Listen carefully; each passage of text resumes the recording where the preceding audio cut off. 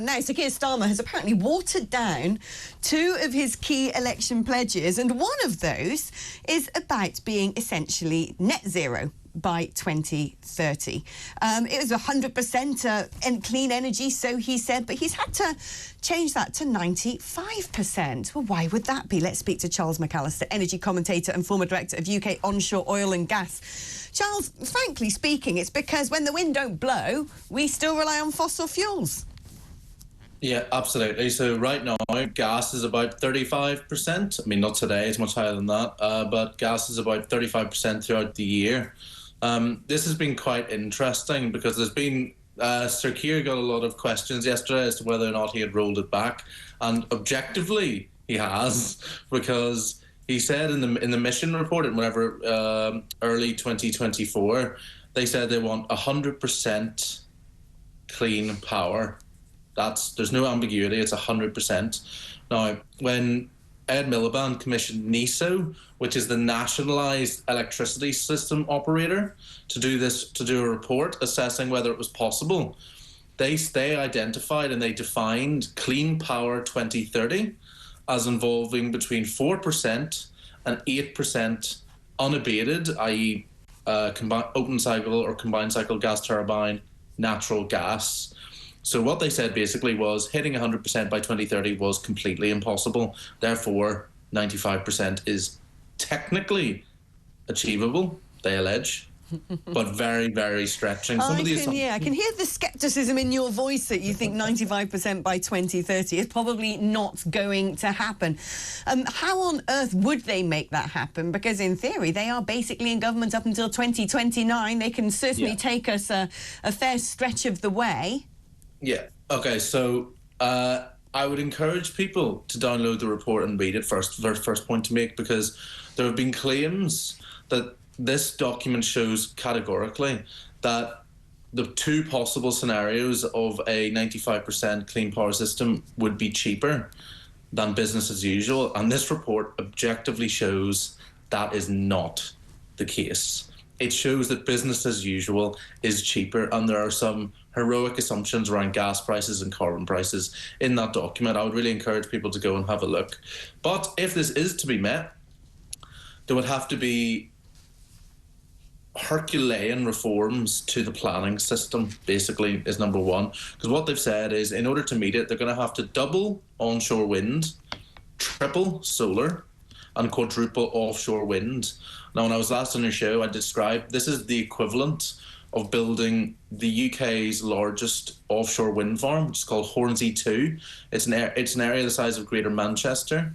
It's the same as building that every 5 weeks in the UK between now and 2030. So good luck to them, but I think it's a bit of a stretch. Now, what I want to know as well, as former director of UK Onshore Oil and Gas, is in the meantime, while we're supposed to be rocketing towards net zero and we still rely on fossil fuels, we have to import them. One assumes when they had little friends over from Qatar the other week, that would have been on the menu, discussing getting LNG from Doha this winter so we can keep the lights on. Doha rode to our rescue last winter, of course, and made sure that we had gas in the tank so we could avoid blackouts. Why on earth would we go to somewhere like Qatar for our fuel when we have it ourselves? It's a good question. I don't have a good answer to that, because I don't think we should. We do have everything that we need in this country, onshore and offshore. Like, I'm an energy abundance advocate. I'm not against any particular energy technology. We should be absolutely going for everything. I'm getting exceptionally frustrated by hearing some Labour MPs saying that, you know, the Clean Power 2030 and Great British Energy will end our reliance on fossil fuels. That is just a complete nonsense. So 75% of energy, not electricity, energy consumed in the UK today is oil and gas. By 2050, it will be 25%. We're going to need oil and gas for decades. That's not a controversial view, it's just a fact. Now, the clean power target is exactly just that. It's just electricity. Electricity is only 20% of UK energy demand. So the question easy question to raise is, what about the 84% of homes in the UK that heat with gas, the extra 5% that heat with oil? What about the 97% of transport that is oil-based, cars, boats, lorries, planes?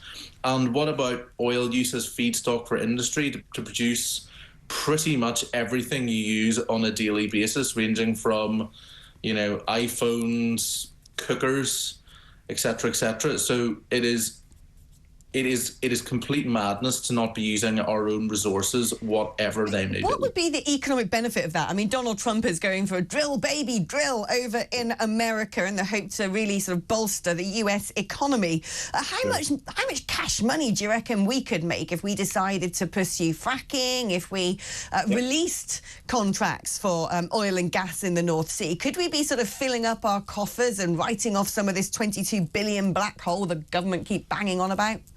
Yeah, great question. So since 1967, the UK North Sea has generated about £380 billion in tax for the UK, which is pretty good.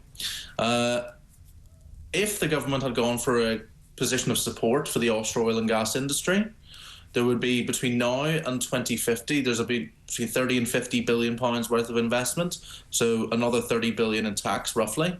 And had they gone for shale, if you can get 10% out taxed at the lower rate, not the 78% rate, but at the lower rate, you're talking 297 billion pounds worth of tax, hypothetical, from shale gas.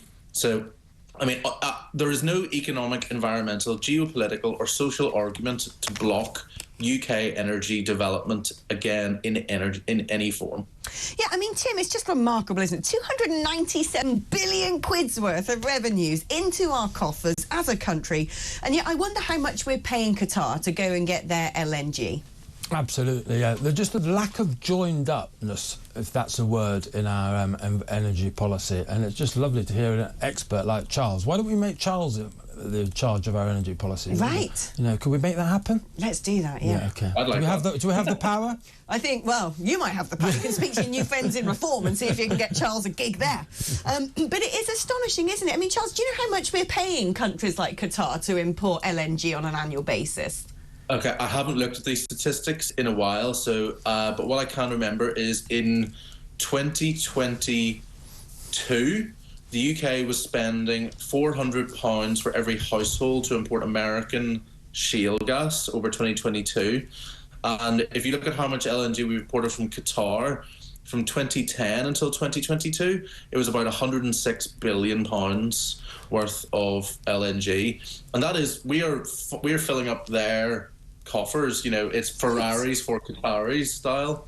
And it's a terrible idea to rely on overseas supplies when we have the domestic resource. Yeah, I mean, to me, it's absolutely absurd, because if you're going to be using fossil fuels anyway, it's not going to move the needle when it comes to climate change. Whether you're getting that gas from, Qatar, America, doesn't matter. It's not going to make any difference to emissions. And the fact that we've given essentially £106 billion over the course of a decade to Qatar, when we could have made £297 billion. Think of all the hospitals we could have built, the schools, the investment, creaking infrastructure. It beggars belief. This isn't a small issue either. If you look back to the period just before the crash in 2007, 2008, most European economies were about as wealthy as American economies. Since then, a big gap has opened up, with America much better off than the average European. And you know what? The principal reason why that has occurred is energy prices.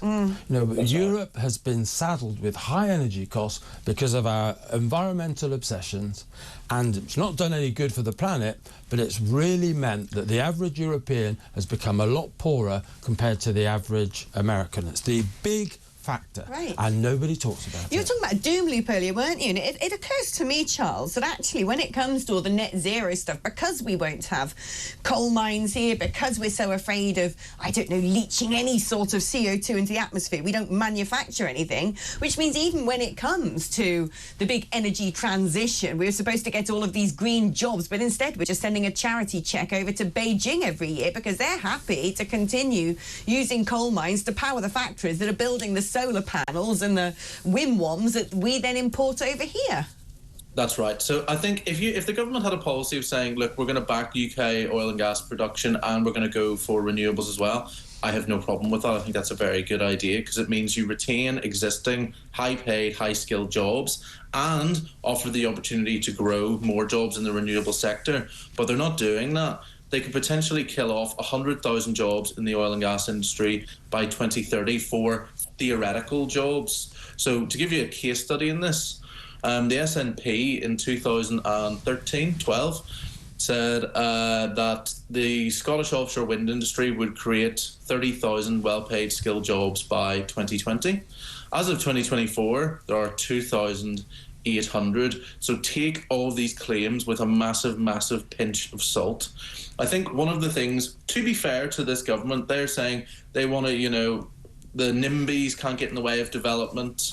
We need to break all that. I'm completely on board with that because that is holding the country back at large.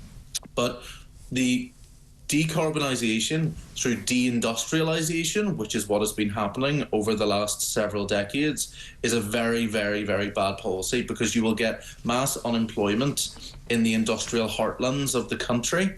And that's a recipe for disaster. Yeah, and not a single polar bear's life is going to be saved in the process. Charles McAllister, it's always great catching up with you. And